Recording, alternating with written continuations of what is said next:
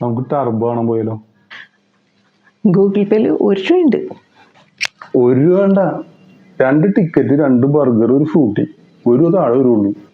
1 രൂപയല്ല, ഇപ്പുറത്തുനിന്ന് 3 പൂജ്യം കളഞ്ഞിട്ടുള്ള 1 രൂപ.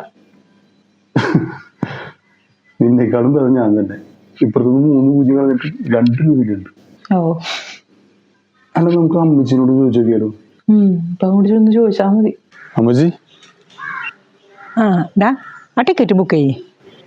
കണ്ട, നീ എന്താ പറഞ്ഞ്? നമ്മള് മനസ്സിൽ കാണുമ്പോഴേ അമ്മച്ചി മരത്തി കാണും.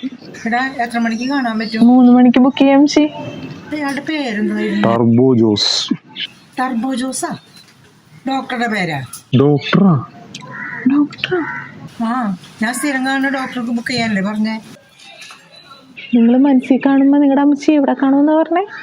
മരത്തില്. ആ മാവിലായിരിക്കും കണ്ടത്.